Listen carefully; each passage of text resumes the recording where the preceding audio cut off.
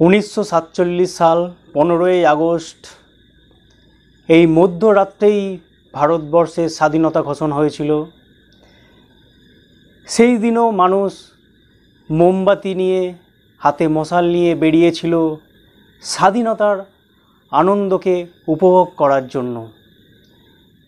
সেদিনের ভারতবর্ষের সমস্ত মানুষ এটা ভেবেছিল এবং তারা স্বপ্ন দেখেছিল যে তাদের পরবর্তী প্রজন্ম এই স্বাধীনতাকে কাজে লাগিয়ে ভারতবর্ষের উন্নতি সাধন করবে।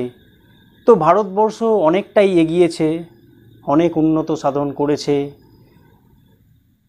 আজ 2024, 14ই আগস্ট, আর কিছুক্ষণ পরেই 15ই আগস্ট।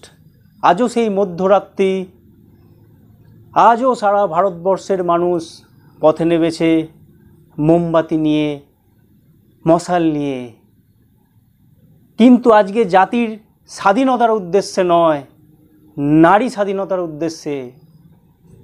কারণ স্বাধীনতার 78 বছর পরেও আজকে নারীরা অসহায়। ভারতবর্ষের বিভিন্ন প্রান্তে নারীরা নির্যাতিত হচ্ছে। নারীদের উপরে এই যে পাশবিক অত্যাচার চলছে, তার বিরুদ্ধেই আজকে দেশের সমস্ত নারী এবং সমস্ত মানুষ পথে নেমেছে এই মোমবাতি হাতে। ভাবলে গায়ে কাঁটা দিয়ে উঠছে যে আমরা কোন স্বাধীন ভারতবর্ষে বাস করছি। জাতির উদ্দেশ্যে কিছু প্রশ্ন রয়েই গেল দেশের প্রধানমন্ত্রীর কাছে, রাজ্যের সমস্ত মুখ্যমন্ত্রীদের কাছে, যে এখনো পর্যন্ত দেশের মায়েরা, বোনেরা কেন সুরক্ষিত নয়? কেন প্রশাসন এত দুর্বল? অনেকেই বলছে যে মায়েদের অস্ত্র হাতে তুলে নিতে হবে। বলুন তো, একটা অস্ত্র নিয়ে যদি একটা মা বোন রাস্তায় ঘোরে, তাকে আইন কোন চোখে দেখবে?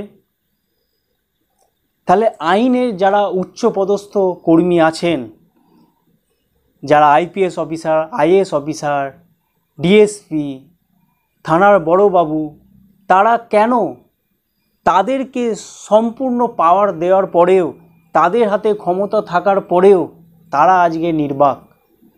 তারা কেন চুপ? তাদের বাড়িতে কি মা বোন নাই?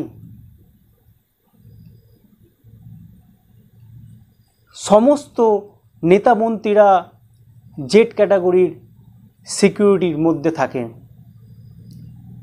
কারণ আমাদের চারপাশেও অনেক এমএলএ মন্ত্রী আছে, আমরা দেখি যে তারা জেড ক্যাটাগরির সিকিউরিটির মধ্যে দিয়েই আসা যাওয়া করছে। কিন্তু শুধুই সুরক্ষা কি তাদের জন্যই?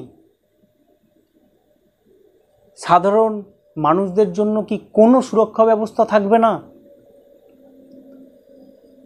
আজকে যে বোনটা নির্যাতিত হয়েছে আরজিকর মেডিকেল হসপিটালে, তিনি একজন স্বাস্থ্যকর্মী। মানুষের জন্য তিনি এই প্রফেশনে এসেছেন, মানুষের সেবা করবে বলে। আজকে সেই হসপিটালের ভেতরে তাকে নির্যাতিত হতে হলো। মৃত্যুর শেষ বিন্দু পর্যন্ত তাকে চিৎকার করে করে মরতে হলো। আজকে ভারতবর্ষের বিভিন্ন প্রান্তে মা বোনেরা নির্যাতিত হচ্ছে। কিসের জন্য? আইন ব্যবস্থা কবে শক্ত হবে? আজকে যদি আমি আমার বাড়ির কথা বলি, আমি স্বাস্থ্যকর্মী, আমার পরিবারের আরও 5 জন আছে, তারা বিভিন্ন স্বাস্থ্য বিভাগে জড়িত। তাদের 5 জনই কিন্তু মহিলা। তাহলে তারা কতটা ভয়ে আছে? তারা কি এই অ্যান্টি সোশ্যালদের ভয়ে কি কাজকর্ম করবে না? কবে সমাজ জবাব দেবে? কবে দেশের আইন শক্ত হবে?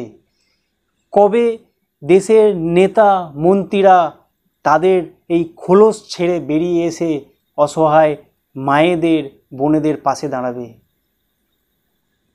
আর কত মায়ের কোল খালি হয়ে গেলে, আর কত বোনের চোখের জল ঝরে পড়লে এই উচ্চপদস্থ কর্মীদের ঘুম ভাঙবে। জবাব দিন জাতীয়বাদীরা, জবাব দিন। আজকে আপনাদের জবাব দিতেই হবে। আজ কোনো মা চুপ থাকবে না, কোনো স্বাস্থ্যকর্মী চুপ থাকবে না, কারণ ভারতবর্ষের স্বাস্থ্যকর্মীরা একটি স্তম্ভ। যতগুলো ডিপার্টমেন্ট আছে তার মধ্যে সব সময় 24 ঘন্টা ইন্টু 7 ডে ইন্টু 365 তারা এমার্জেন্সির সঙ্গে লড়াই করে যাচ্ছে। দিন নেই রাত নেই অসহায় মানুষের পাশে তারা আছে। তাহলে তাদের অসহায় দিকটা কারা দেখবে?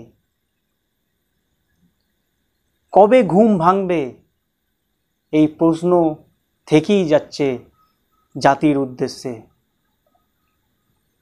রাত পোহালে স্বাধীনতা দিবস, সারা ভারতবর্ষ জুড়ে স্বাধীনতা পালন হবে, কিন্তু আদৌ কি আমরা স্বাধীন? আদৌ কি আমরা এই স্বাধীনতা পালনের যোগ্য? নেতাজি সুভাষচন্দ্র বোস কি এই স্বাধীন ভারতবর্ষই গড়তে চেয়েছিল, যে দেশের নারীরা সুরক্ষিত নয়, যে দেশের মা বোনেরা রাত্রে বেরোতে এখনো ভয় পাচ্ছে? তাহলে কোনটা স্বাধীনতা? যে দেশে কোনো প্রতিবাদ করতে গেলে মানুষকে 10 বার ভাবতে হচ্ছে, তাহলে স্বাধীনতার মানেটা কি? কেউ প্রতিবাদ করতে গেলে তাকে দাবিয়ে দেয়া হচ্ছে, তাহলে কোনটা স্বাধীন? বলুন দেশের সর্বোচ্চ উচ্চপদস্থ কর্মীরা, বলুন। আজকে আপনাদের উত্তর দিতেই হবে। দেশের সমস্ত নারীদের, দেশের সমস্ত নাগরিকদের কাছে আপনাদেরকে উত্তর দিতেই হবে। স্বামীজি বলেছিলেন, মানুষের মরণ দেখলে দুঃখ হয় না, দুঃখ হয় মানুষের মনুষ্যত্বের মরণ দেখে। এই কথা যে ধ্রুব সত্য, আজ তা দেশের সমস্ত মানুষ হাড়ে হাড়ে টের পাচ্ছে।